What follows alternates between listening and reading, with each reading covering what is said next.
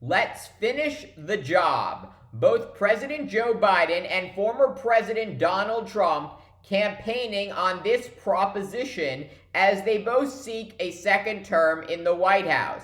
But should Trump return to 1600 Pennsylvania Avenue, he has all but made clear he will never leave office again.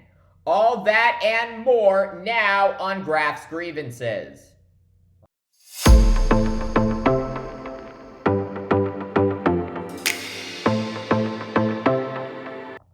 Leading 2024 Republican presidential nominee Donald Trump repeating he would pardon a, quote, large portion of his supporters convicted for their role in the January 6th attack on the U.S. Capitol. So far, more than 1,000 people have been charged in connection with the attack, including over 300 people who face federal charges for assaulting, resisting, or impeding officers. As of May, more than 600 people have been convicted for their role in the attack, with over 200 people sentenced to jail or prison. Yet despite this flurry of activity from the Justice Department, the man leading the failed coup has yet to face charges. Instead, Trump is running for re-election to finish the job he started. That job, permanently ending America's nearly 250-year-old democracy and installing himself president for life. So how does Trump win re-election in order to achieve this ultimate objective? First, he must win the Republican presidential primary.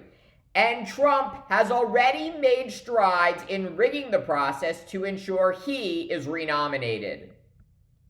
According to Bloomberg, as president, Trump used his influence over the GOP to rewrite delegate rules and increase the number of winner-take-all states from 7 to 17.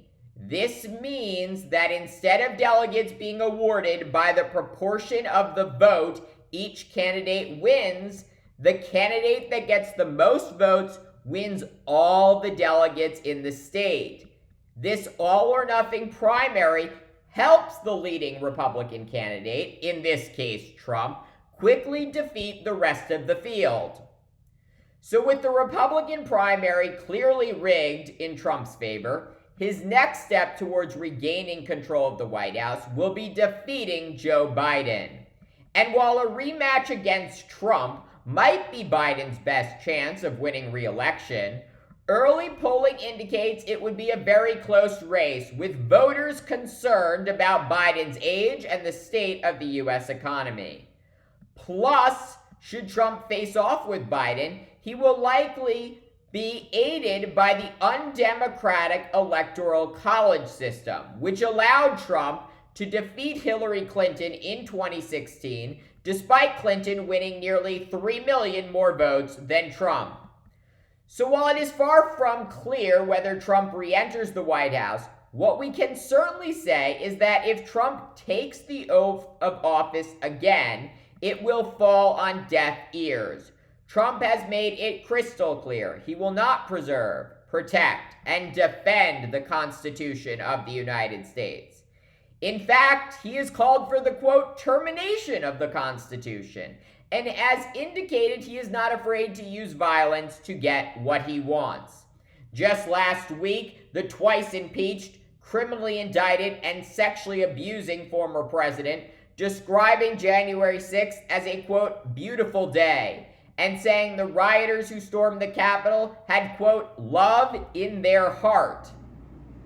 Trump also reiterating he has no regrets about his actions on January 6th, including waiting over 3 hours to call off his supporters attacking the Capitol as he watched the violence unfold on television from the White House.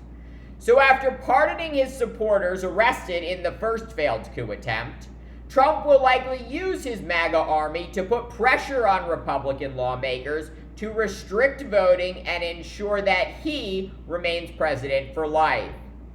And don't fool yourself. Republicans are not going to suddenly grow a backbone and stand up to this guy. Time and time again, GOP lawmakers have refused to confront Trump even as his lies, scandals, and criminality have only grown and deepened. Should he be reelected, the job Trump will finish is killing off America's democracy. Thanks for watching Graph's Grievances. Let me know what you think.